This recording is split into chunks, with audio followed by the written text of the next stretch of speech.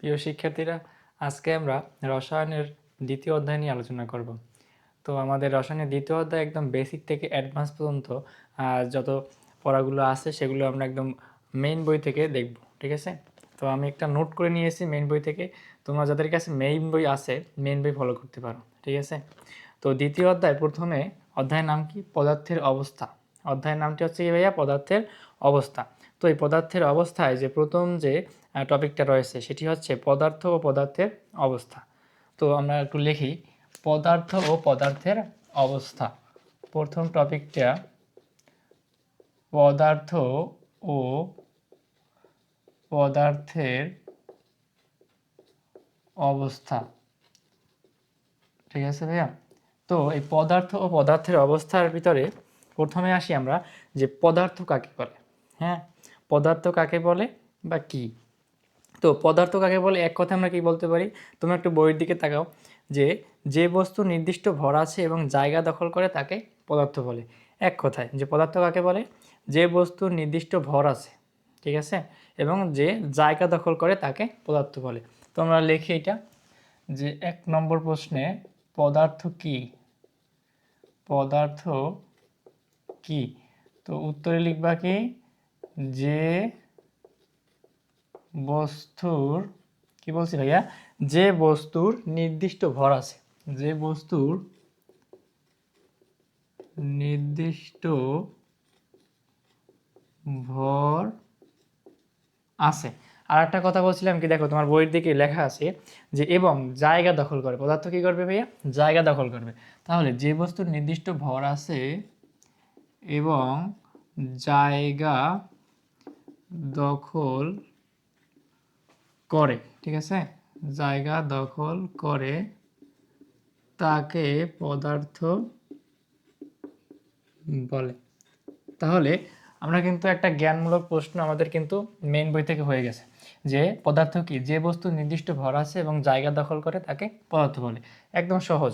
তারপর কি টপিক আছে দেখো তো ভাইয়া, যে পদার্থের অবস্থা। এর আগে আমার আরও কিছু বিষয় জানতে হবে। সেটা হচ্ছে যে কক্ষ তাপমাত্রায় কোনো কোনো পদার্থ কঠিন, তরল ও গ্যাসীয় অবস্থায় থাকে। কক্ষ তাপমাত্রায় তোমাদের এটা মাথায় রাখতে হবে যে কক্ষ তাপমাত্রায় পদার্থ কঠিন, তরল এবং কি গ্যাসীয় অবস্থায় থাকে। এরপরে আছে দেখো যে কক্ষ তাপমাত্রা কাকে বলে। যেহেতু আমরা বলছি যে কক্ষ তাপমাত্রায় কোনো পদার্থ কঠিন, তরল এবং বায়বীয় বা গ্যাসীয় অবস্থায় থাকে, তাহলে আমাকে জানতে হবে যে কক্ষ তাপমাত্রা কাকে বলে। তাহলে একটু লেখো তোমরা, যে 2 নম্বর প্রশ্নে আমরা লিখি যে কক্ষ তাপমাত্রা কাকে বলে। এগুলো তোমাদের পরীক্ষায় আসার মতন প্রশ্ন, ঠিক আছে, খুবই ইম্পর্টেন্ট। কক্ষ তাপমাত্রা কাকে বলে? তাহলে কক্ষ তাপমাত্রা কাকে বলে এটা একটু দেখি।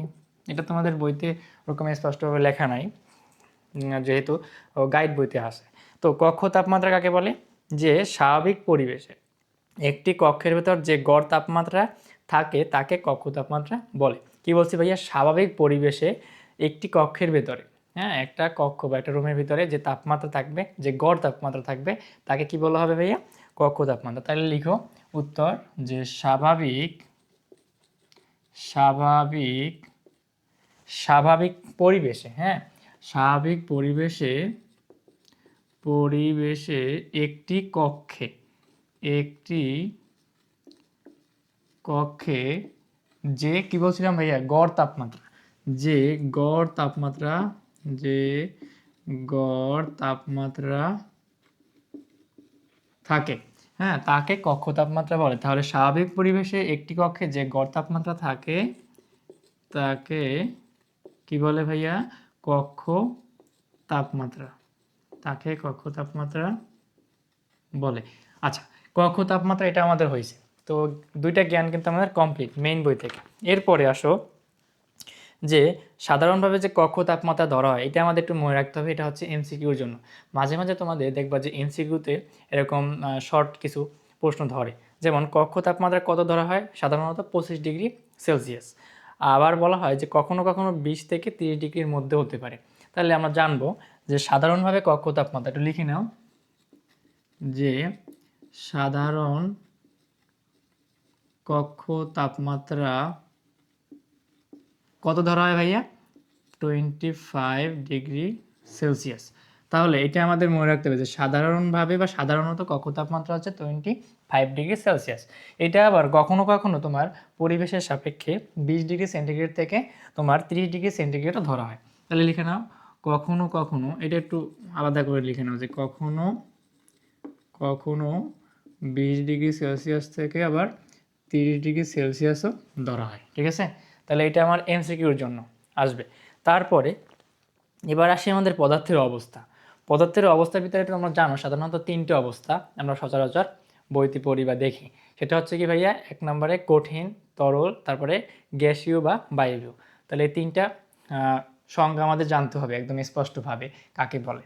তাহলে প্রথমে আসি আমরা পদার্থের অবস্থায়। প্রথম যে অবস্থাটা আমি বলছি 3 নম্বরে দাও যে কঠিন অবস্থা। হ্যাঁ, কঠিন অবস্থা। তাহলে পদার্থ কয় অবস্থা থাকে ভাইয়া? 3 অবস্থায়, কঠিন, তরল, গ্যাসীয় বা বায়বীয়। তাহলে কঠিন অবস্থা কাকে বলে পদার্থের? তোমরা একটু তোমার বইয়ের দিকে তাকাও, দেখো কি লিখছে, যে যে পদার্থের আকার ও আয়তন নির্দিষ্ট থাকে, আকার এবং আয়তন নির্দিষ্ট থাকে এবং কণাগুলো ঘনভাবে সজ্জিত থাকে তাকে কঠিন পদার্থ বলে। তাহলে আমার একটা জিনিস মাথায় রাখতে হবে, সেটা কি? আকার আয়তন নির্দিষ্ট। ঠিক আছে, আকার আয়তন কি থাকবে ভাইয়া? নির্দিষ্ট থাকবে এবং কণাগুলো ঘনভাবে সজ্জিত থাকবে। যেমন তোমাকে যদি আমি একটা উদাহরণ দিয়ে দেখাই, এখানে মনে করো এই একখানা ইট। হ্যাঁ, এই ইটের ভিতরে যে কণাগুলো আছে, এই কণাগুলো কি বলছি ভাইয়া, মানে এর ভিতরে তোমার ডিস্টেন্স বা দূরত্ব থাকবে খুবই কম। ঠিক আছে, একদম দূরত্ব খুবই কম থাকবে, ঘনভাবে সজ্জিত থাকবে কণাগুলো। এইটা হবে তোমার কঠিন পদার্থ। ঠিক আছে, একদম ঘনভাবে সজ্জিত থাকবে, তাহলে এটা কি হবে? কঠিন পদার্থ। তাহলে আমি বলছি যে যে পদার্থের আকার ও আয়তন নির্দিষ্ট থাকে এবং কণাগুলো ঘনভাবে সজ্জিত থাকে তাকে কঠিন পদার্থ বলে।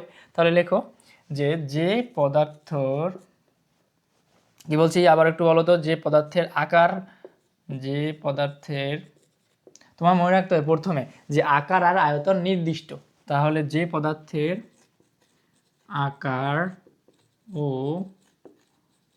আয়তন নির্দিষ্ট।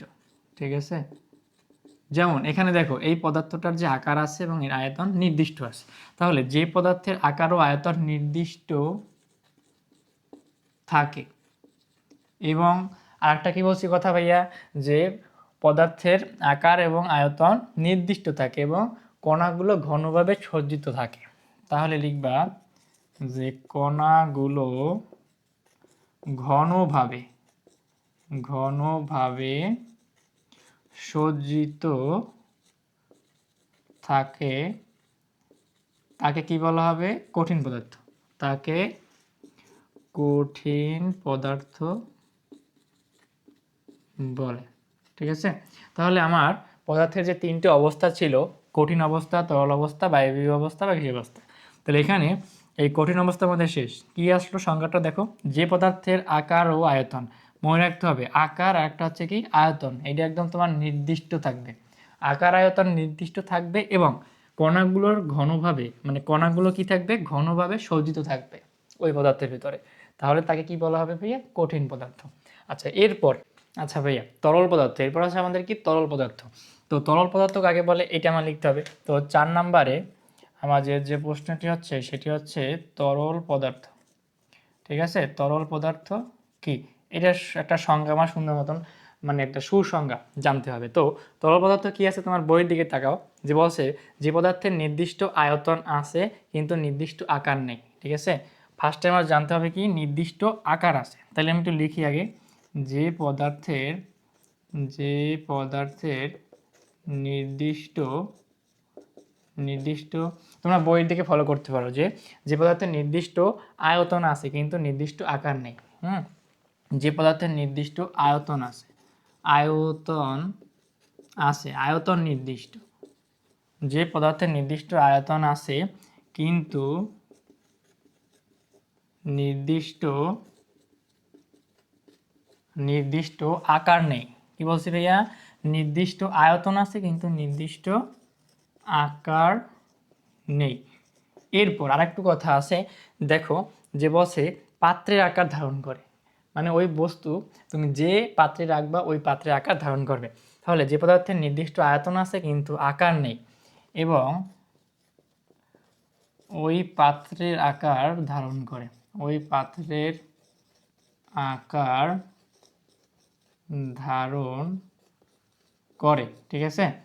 যে পদার্থে নির্দিষ্ট আয়তন আছে কিন্তু নির্দিষ্ট আকার নেই এবং ওই পাত্রের আকার ধারণ করে তাকে তরল পদার্থ বলে।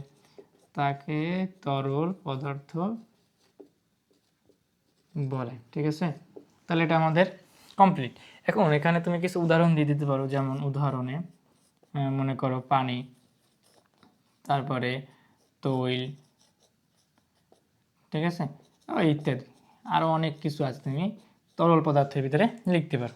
তাহলে আমার কি দেখো যে পদার্থের অবস্থার ভিতরে কঠিন অবস্থা, তরল অবস্থা দুইটা শেষ। এর পরবর্তীতে তোমার যে অবস্থাটা আছে সেটা হচ্ছে গ্যাসীয় বা বায়বীয়। তো আমি উপর থেকে নিচের এগুলো তুমি একটু উঠাই নাও, উপর থেকে আমি এবার একটু মুছে লিখতে আসি। এবার কি আছে ভাইয়া, গ্যাসীয় অবস্থা, গ্যাসীয় বা বায়বীয় অবস্থা। হ্যাঁ, এখন তোমরা একটু বইয়ের দিকে দেখো যে গ্যাসীয় অবস্থা এবং বায়বীয় অবস্থা কি, ঠিক আছে। গ্যাসীয় অবস্থা কাকে বলে এটা আমার এখন জানতে হবে। বইয়ের দিকে তাকাও, মেইন বইয়ে। আচ্ছা, এরপরে তাহলে আমাদের কি গ্যাসীয় বা বায়বীয় অবস্থা, এটা ছিল কত নম্বর আমার, এখন 5 নম্বরে। হ্যাঁ, এটা হচ্ছে গ্যাসীয় বা বায়বীয়, গ্যাসীয় বা বায়বীয় পদার্থ, ঠিক আছে। ওকে, তাহলে গ্যাসীয় বা বায়বীয় পদার্থ কাকে বলে একটু দেখো বইয়ের দিকে আবার, যে পদার্থের আকার ও আয়তন উভয় অনির্দিষ্ট। এটার কি হয়েছে ভাইয়া, আকার এবং আয়তন উভয় কি অনির্দিষ্ট, নির্দিষ্ট করে বলা নাই। এবং কণাগুলোর মধ্যে দূরত্ব বেশি, এবং সহজে সংকুচিত ও প্রসারিত হয় তাকে গ্যাসীয় পদার্থ বলে। এটা সহজে, যে পদার্থের আকার ও আয়তন উভয় অনির্দিষ্ট। তাহলে লিখবা কি উত্তরে, যে পদার্থের আকার ও আয়তন উভয় অনির্দিষ্ট।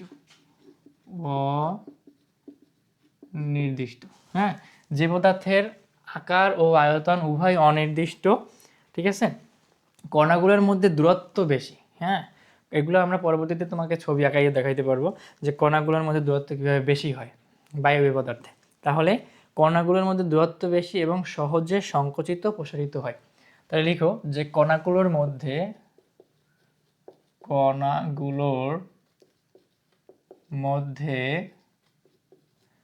দূরত্ব বেশি, মানে কঠিন এবং তরল এর থেকে দূরত্ব বেশি এবং কি হচ্ছে, সহজে সংকুচিত প্রসারিত হয়।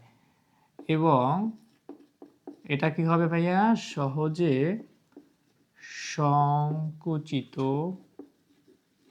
ও প্রসারিত, সংকুচিত ও প্রসারিত হয় তাকে গ্যাসীয় বা বায়বীয় গ্যাসীয় পদার্থ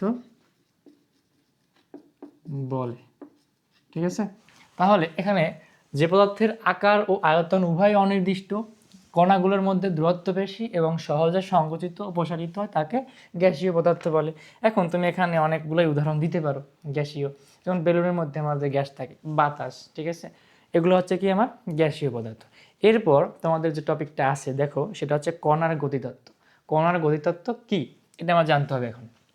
তাহলে এখন যে টপিক সেটি হচ্ছে কি ভাইয়া, কণার গতিতত্ত্ব। এখন এই কণার গতিতত্ত্ব একটু দেখো যে কণার গতিতত্ত্ব কাকে বলে। আন্তঃকণা আকর্ষণ শক্তি এবং কণাগুলোর গতিশক্তি দিয়ে পদার্থের কঠিন, তরল ও গ্যাসীয় অবস্থা ব্যাখ্যা করার তত্ত্বই হচ্ছে কণার গতিতত্ত্ব। তাহলে কি একটা কথা বলছে আমাকে, আন্তঃকণা আকর্ষণ শক্তি, আগে লিখি তারপর তোমাকে আমি বলি বুঝিয়ে। হ্যাঁ, উত্তর যে আন্তঃকণা, আন্তঃকণা কি আছে দেখো তো ওই দিকে তাকাও, আন্তঃকণা আকর্ষণ শক্তি ও কণাগুলোর গতিশক্তি। আন্তঃকণা আকর্ষণ শক্তি এবং কণাগুলোর গতিশক্তি। আন্তঃকণা আকর্ষণ শক্তি ও কণাগুলোর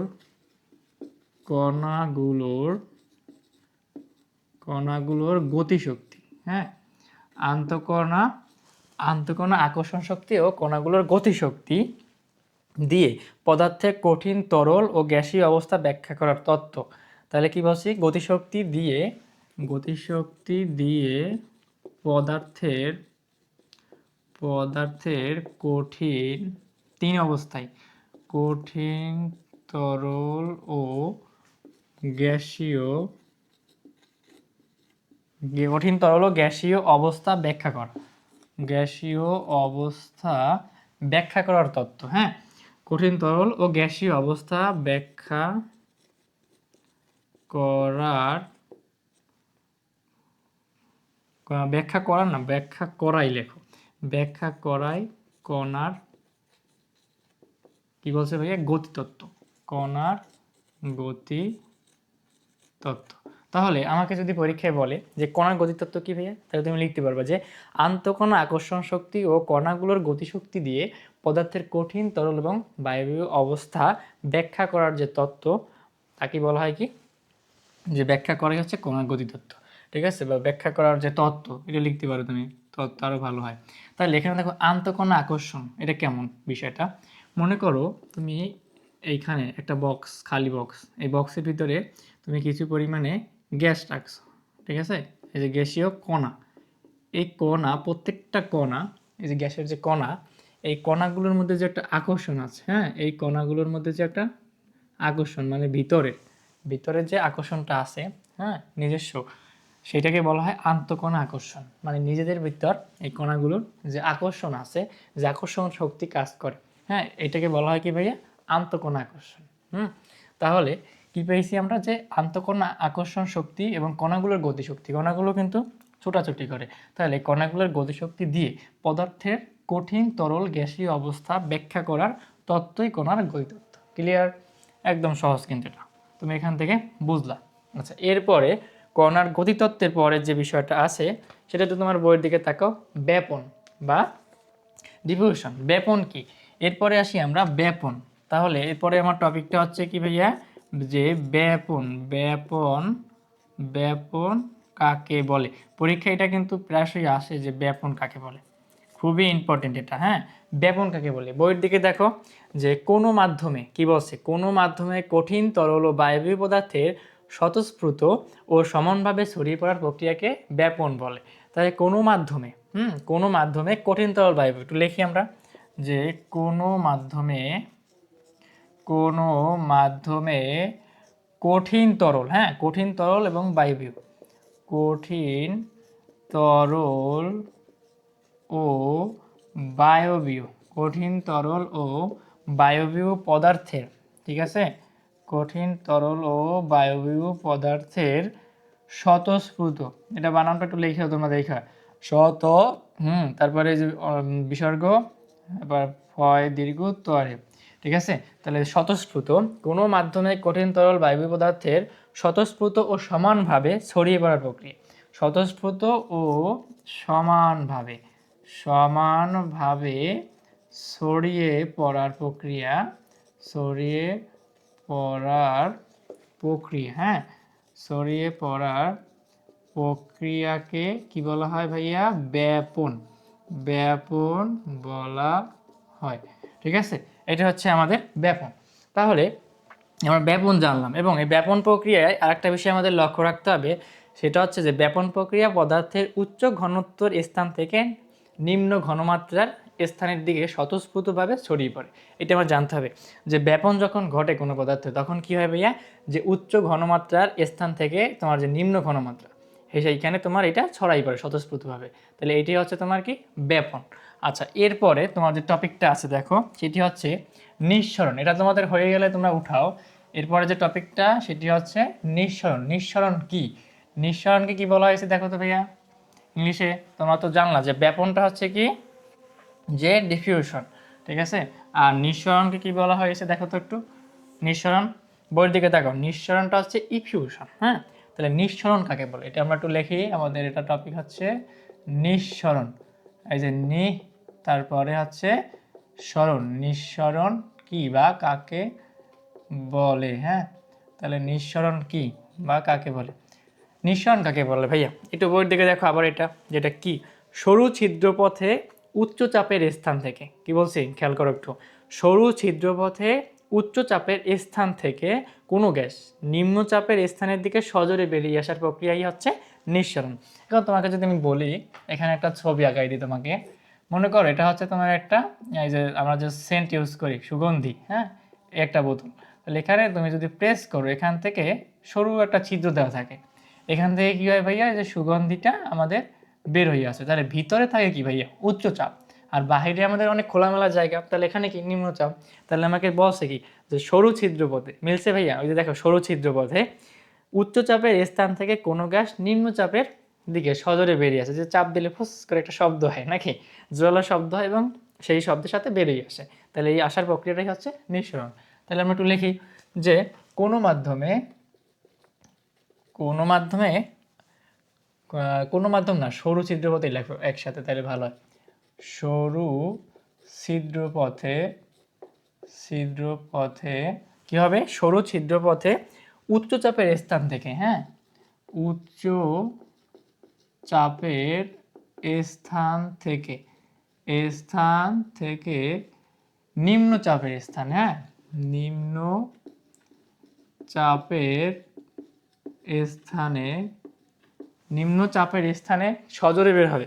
তাহলে সরু ছিদ্রপথে উচ্চ চাপের স্থান থেকে কোনো গ্যাস, উচ্চ চাপের স্থান থেকে নিম্ন চাপের স্থানে তোমার কোনো গ্যাস, হ্যাঁ, কোনো গ্যাস সজোরে বেরিয়ে আসার, কোনো স্থানে কোনো গ্যাস সজোরে বেরিয়ে আসার প্রক্রিয়া, হ্যাঁ, বেরিয়ে আসার প্রক্রিয়াকে, প্রক্রিয়াকে নিঃসরণ, নিঃসরণ বলে। তাহলে সরু ছিদ্রপথে উচ্চ চাপের স্থান থেকে নিম্ন চাপের স্থানে কোনো গ্যাস সজোরে বেরিয়ে আসার প্রক্রিয়াকে নিঃসরণ বলে। এইভাবে লিখলেও তোমাদের হবে।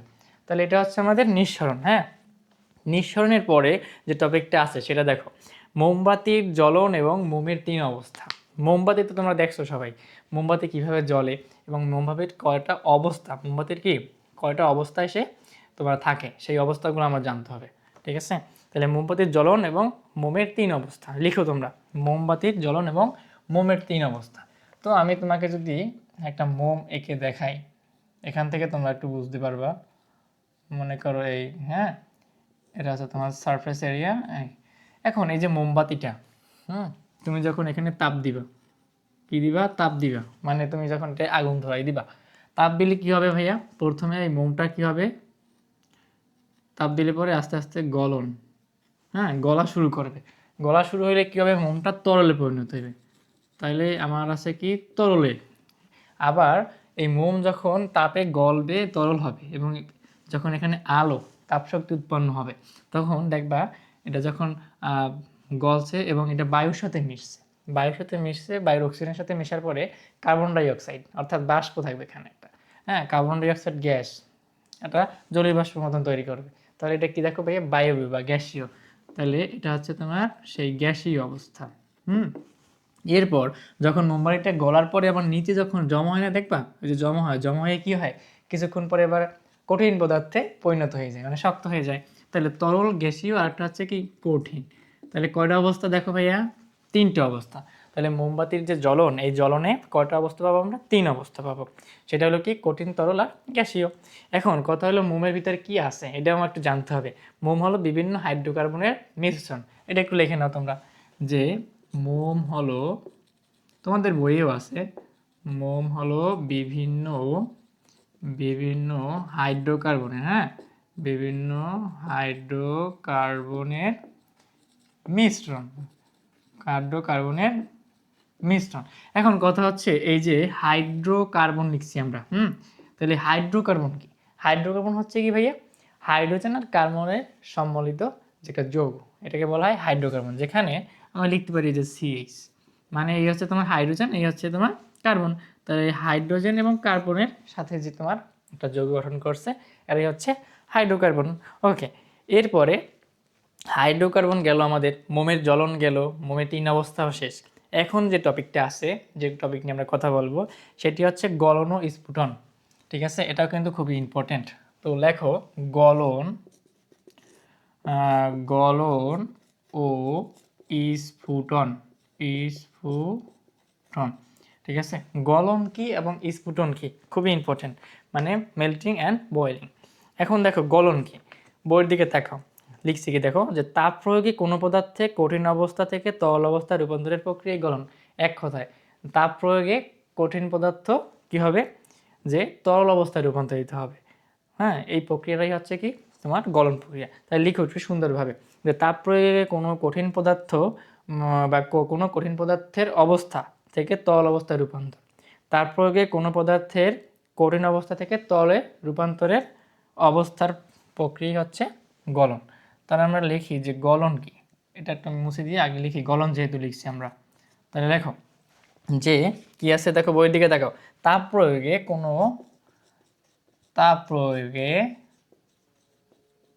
কোনো তোমার মতন করে তুমি লিখতে পারো। কি বলছিলাম, তাপ প্রয়োগে কোনো কঠিন পদার্থ বা কোনো পদার্থের কঠিন অবস্থা থেকে। তাহলে লিখবা যে তাপ প্রয়োগে কোনো পদার্থের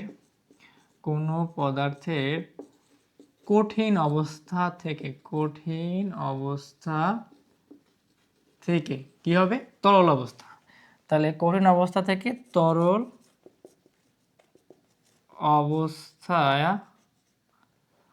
অবস্থায় তাপ প্রয়োগে কোনো পদার্থের কঠিন অবস্থা থেকে তরল অবস্থায় পরিণত হওয়ার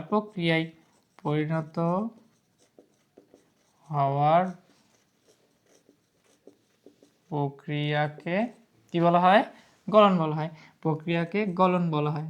লিখো তাইলে, গলন বলা হয়। তাহলে দেখো এটা তোমার নিজের মতন তুমি লিখতে পারো। তাপ প্রয়োগে কোনো কঠিন পদার্থ কি হবে, তরল অবস্থায় পরিণত হবে, এটি হচ্ছে গলন। এরপর যেটা আছে আমাদের, দেখো তো কি আছে, স্ফুটন।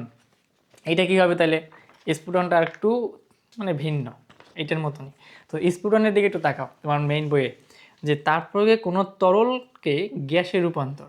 স্ফুটন মানে কি, যখন দেখবা ভাত রান্না করে আমাদের বাসা বাড়িতে, যেখানে ভাত রান্না করবা তখন দেখবা যে তরল পদার্থ মানে পানিকে যখন তুমি তাপ প্রদান করবা, কিছুক্ষণ পর দেখবা যখন পানি ফোটে, স্ফুটন ফুটতে থাকে, তখন কি হয়, একটা বাষ্প উপর থেকে উড়ে যায়। এটা খেয়াল করবা। তাহলে তাপ প্রয়োগ করলে তরলকে আমরা যদি গ্যাসে রূপান্তর করি, সেই প্রক্রিয়া হচ্ছে স্ফুটন। তাই লিখবা যে তাপ প্রয়োগ করে তরলকে গ্যাসে রূপান্তর করার প্রক্রিয়া হচ্ছে স্ফুটন। তাহলে আমরা এটাও লিখি এখন, যে স্ফুটন তোমরাও লিখে ফেলো। স্ফুটন হচ্ছে তাপ প্রয়োগে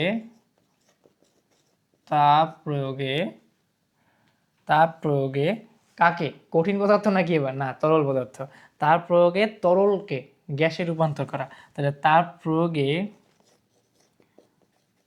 তরলকে এক কথায় গ্যাসে রূপান্তর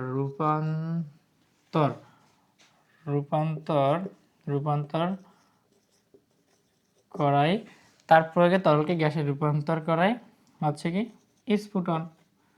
ঠিক আছে, তাহলে তাপ প্রয়োগে গ্যাসে রূপান্তর করাই হচ্ছে আমার স্ফুটন। আচ্ছা, স্ফুটনের পরে যে একটা টপিক আছে, এটা কিন্তু খুবই ইম্পর্টেন্ট আরও। দেখো এটা হচ্ছে পাতন এবং ঊর্ধ্বপাতন। তোমরা একটু বইয়ের দিকে তাকা এবং বইটা একটু পড়ো, আমি তার মধ্যে একটু এখানে দেখি, বোর্ডটা একটু ক্লিন করি। এরপরে কি আছে দেখো তো, দেখে একটু বলো, আমাকে কমেন্টে জানিয়ে দাও। আর তোমরা হচ্ছে তোমাদের এই ক্লাসগুলো তোমরা যদি সিরিয়ালে দেখতে পারো ভাইয়া, তাহলে তোমাদের মানে এই অধ্যায় সম্পর্কে আর কোনো সমস্যা থাকবে না আশা করি। কারণ এই প্রত্যেকটা ক্লাস তোমাদের একদম প্লেলিস্ট আকারে দেওয়া থাকবে ইউটিউবে, তুমি দেখতে পারবা। আচ্ছা, এরপরে আমরা টপিকে ফিরে যাই। কি আছে আমার, পাতন এবং ঊর্ধ্বপাতন। তাহলে লিখো টপিকটা, যে পাতন এবং ঊর্ধ্বপাতন। পাতন কি, পাতন ও ঊর্ধ্বপাতন।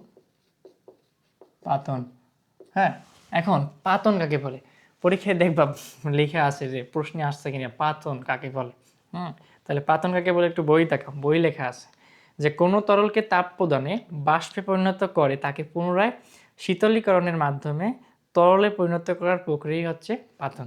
তাহলে একটু বিষয়টা তোমাকে আমি যদি একটু ছবি আঁকাইয়ে আমরা দেখি তাহলে ভালো হয়। যে কোনো তরলকে তাপ প্রদান করবা, মনে করো তুমি এখানে একটা পাত্র নিছো, এই পাত্রের ভিতরে পানি আছে তরল, আর নিচ থেকে তুমি কি করছো ভাইয়া, এখান থেকে মনে করো এই যে আগুন জ্বালাইয়ে দিছো, তাপ। হ্যাঁ, তাহলে কি হলো, এখানে আমি একটু সংখ্যার সাথে দেখি যে কোনো তরলকে তাপ প্রদানে সে যদি বাষ্পে পরিণত হয়, মনে করো এখানে তোমার আবার তাপ প্রদানের পরে কিছু বাষ্পে পরিণত হয়েছে, এটা হচ্ছে তোমার বাষ্প। তাহলে কোনো তরলকে তাপ প্রদানে যদি বাষ্পে পরিণত হয়, এরপর কি এই বাষ্পে পরিণত করে, তাকে পুনরায় শীতলীকরণের মাধ্যমে তরলে পরিণত করার পদ্ধতি হচ্ছে পাতন। এখন এই যে তোমার বাষ্পটা আছে, এই বাষ্পটারে আবার কি করবে, শীতল অর্থাৎ ঠান্ডা, হ্যাঁ শীতল ঠান্ডা করবে। তাহলে এই শীতলীকরণ প্রক্রিয়ার মাধ্যমে যদি আবার কি তরলে পরিণত করতে পারি আমরা, হ্যাঁ শীতলীকরণ থেকে আবার কি করতে পারবো আমরা, সেই আগের পূর্বের অবস্থায় ফিরিয়ে আনতে পারবো, তরলে পরিণত করতে পারবো। তাহলে দেখো বিষয়টা এখানে যে কোনো একটা তরলকে তুমি তাপ প্রদান করবা, তাপ প্রদানের পরে সেই বাষ্পে পরিণত হবে, আর এই বাষ্পটাকে আবার শীতলীকরণের মাধ্যমে তুমি যদি কি করতে পারো, তরলে পরিণত করতে পারবো, বা তরলে যে পরিণত করতে পারবো আমরা, সেটাকে বলা হবে কি পাতন। তাহলে আমরা একটু লিখি এখন এটার সংজ্ঞা, যে পাতন কি, তোমরাই বলো এখন, ওখান থেকে দেখেই তোমরা বলতে পারো যে কোনো কোনো তরলকে তাপ প্রদান। দেখো একটা চিত্র আঁকলে কি সুবিধা হয়, তুমি চিত্র দেখে এখন বলতে পারতেছো, মনে রাখতে পারতেছো, তোমার মুখস্থ করার দরকার হলো না। কোনো তরলকে তাপ প্রদানে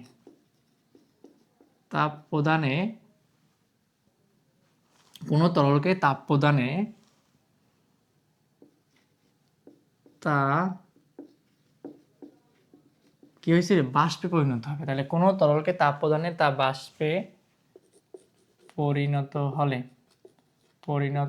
হলে এখন এই বাষ্পকে কি করবে ভাইয়া, শীতলীকরণ।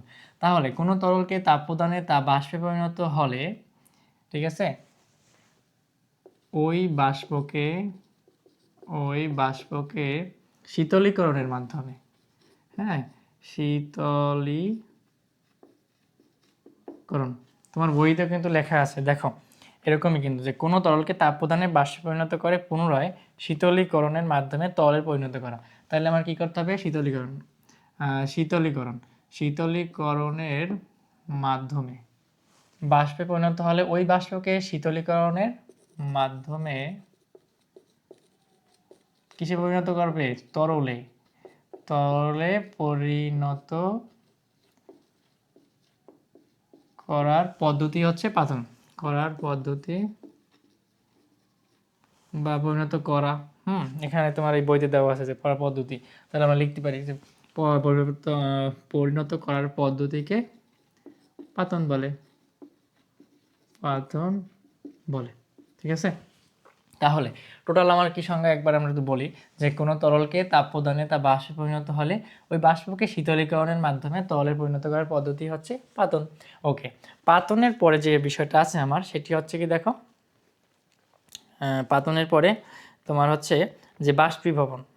তো পাতনের এখানে একটা ইকুয়েশনের মতন লেখা আছে, সেটা দেখো যে পাতন ইকুয়াল টু দুইটা বিষয় না, কি কি ছিল বিষয় দুইটা, বাষ্পীভবন আর একটা হচ্ছে ঘনীভবন।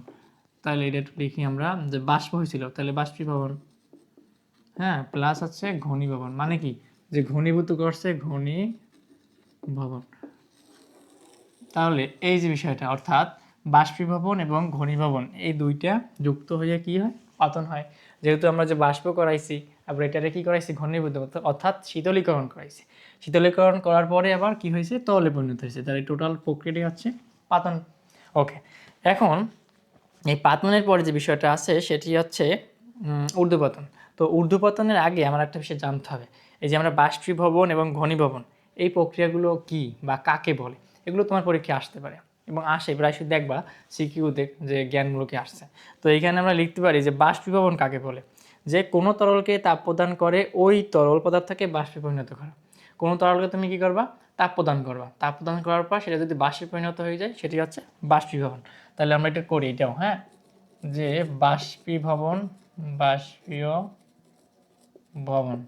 বাষ্পীভবন কি, দেখো যে কোনো তরলকে তাপ প্রদান করে ওই তরল পদার্থকে বাষ্পে পরিণত করা। তাহলে লিখি আমরা যে কোনো তরলকে তাপ প্রদানে বাষ্পে পরিণত করা, হ্যাঁ বাষ্পে পরিণত বাষ্পে পরিণত করাই বাষ্পীভবন। এক কথায় বাষ্পে পরিণত করাই বাষ্পীয় ভবন। ঠিক আছে, কোনো তরলকে তাপ প্রদান করে বাষ্পে পরিণত করাই হচ্ছে বাষ্পীভবন। আচ্ছা, এরপরে বাষ্পীভবনের পরে আছে কি দেখো ঘনীভবন। ওই যে বলছিলাম যে বাষ্পকে শীতল করে তরলে পরিণত করার প্রক্রিয়া হচ্ছে শীতলীকরণ। তাহলে এই শীতলীকরণ না, বাষ্পীভবন পাইলাম আমরা।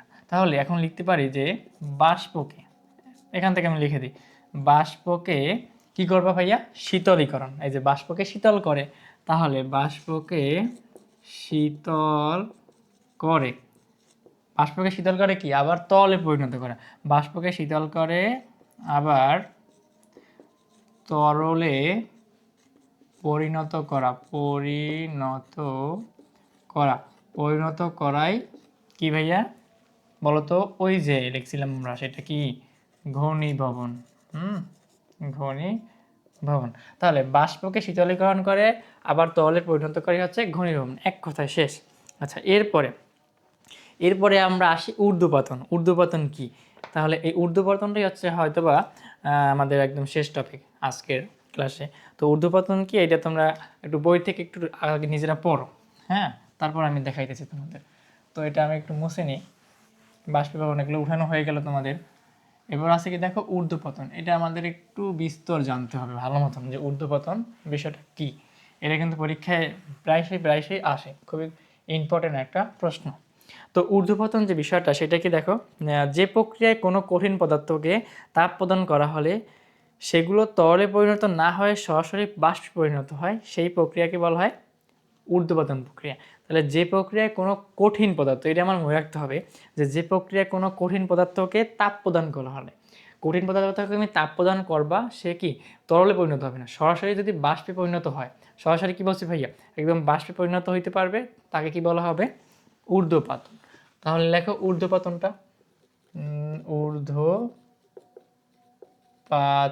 ঊর্ধ্বপাতন। তাহলে ঊর্ধ্বপাতনে কি তোমরা বই থেকে লিখতে পারো, আবার এখানে আমি বলতে আসছি এখান থেকেও লিখতে পারো, যে প্রক্রিয়ায় কোনো কঠিন পদার্থকে তাপ প্রদান করা হলে সেগুলো তরলে পরিণত না হয়ে সরাসরি বাষ্পে পরিণত হয়। ঠিক আছে, তাহলে লিখো যে প্রক্রিয়ায় কঠিন পদার্থকে, এক কথায় লিখবা, হ্যাঁ, কঠিন পদার্থকে কি তাপ প্রয়োগে তরল কি হইতে পারবে না। যে প্রক্রিয়ায় কঠিন পদার্থকে তাপ প্রয়োগে কি হবে, সেগুলো তরলে পরিণত না হয়, হ্যাঁ, তাপ প্রয়োগে সেগুলো কোনগুলো ভাইয়া? ওই যে পদার্থ যেটা থাকবে প্রয়োগে, যে কঠিন পদার্থকে তাপ প্রয়োগে সেগুলো তরলে পরিণত না হয়, হ্যাঁ, তরলে পরিণত না হয়ে সরাসরি বাষ্পে পরিণত হবে, বাষ্পে রূপান্তরিত হবে বা বাষ্পে পরিণত হবে লিখতে পারো তুমি, যা বাষ্পে পরিণত হবে। তাহলে যে প্রক্রিয়ায় কঠিন পদার্থকে তাপ প্রয়োগে সেগুলো তরলে পরিণত না হয়ে সরাসরি বাষ্পে পরিণত হবে, তাকে কি বলা হবে? ঊর্ধ্বপাতন। তাকে ঊর্ধ্বপাতন বলে। ঠিক আছে, তাহলে আজকের ক্লাসে দেখো আমরা তোমাদের যে মেইন বইটা ছিল, মেইন বইয়ের যে বেসিক যে টপিকগুলো, এগুলো কিন্তু আমাদের মোটামুটি ভালোভাবে শেষ। এখানে তুমি একটা উদাহরণ রাখতে পারো এই ঊর্ধ্বপাতনে, যেমন একটা পদার্থ তোমার আমি বলি C10H8, হ্যাঁ, এই যে C10H8, হ্যাঁ, এইটার একটা নাম আছে। এই নামকরণটা হচ্ছে আমাদের মূলত এই রসায়নের যে তোমার একাদশ অধ্যায়টা আছে, ওইখান থেকে বিভিন্ন ধরনের নামকরণ আমরা শিখবো পরবর্তী ক্লাসগুলোয়। তো এখানে এই যে C10H8, এটা হচ্ছে ন্যাপথলিন। এটা তোমরা একটু ন্যাপথলিন, এটাকে, এই পদার্থটা তোমার, এই যে ন্যাপথলিন পদার্থটা, এটাকে যদি তুমি তাপ প্রয়োগ করো, তাহলে সেগুলো কি হবে? তরলে পরিণত হবে না, সরাসরি বাষ্পে পরিণত হয়ে যাবে। অর্থাৎ উদাহরণ হিসাবে আমরা এই যে C10H8 এটি আমরা ব্যবহার করতে পারি। আরও পদার্থ আছে, পরবর্তীতে তোমরা জানবা বা দেখবা। আচ্ছা, এখন কথা হচ্ছে আমাদের এই ক্লাসে তোমাদের যে তোমার মেইন বইটা ছিল, এটা একদম আমরা কভার করতে পেরেছি। আর তোমার যে দ্বিতীয় ক্লাসগুলো আছে বা তৃতীয় এই ক্লাসগুলো তোমরা ফলো করে রাখবা, বা ইউটিউব যে চ্যানেলটা আছে এটা সাবস্ক্রাইব করে রাখবা। পাশাপাশি তোমার যে প্লেলিস্টগুলো আছে আমাদের, ফিজিক্স বলো, কেমিস্ট্রি বলো, অন্যান্য সাবজেক্ট, এই প্লেলিস্টগুলো যদি ফলো করো তাহলে আশা করি তোমাদের মানে যে চ্যাপ্টারটা তুমি দেখবা ওই চ্যাপ্টারটা একদম তোমার কমপ্লিট হয়ে যাবে। কারণ ওইখানে তোমার একদম মেইন বইয়ের বেসিক থেকে অ্যাডভান্স, তারপরে তোমার সিকিউ এমসিকিউ সবগুলোই থাকবে। তো আজকের ক্লাস এই পর্যন্তই, সবাইকে ধন্যবাদ।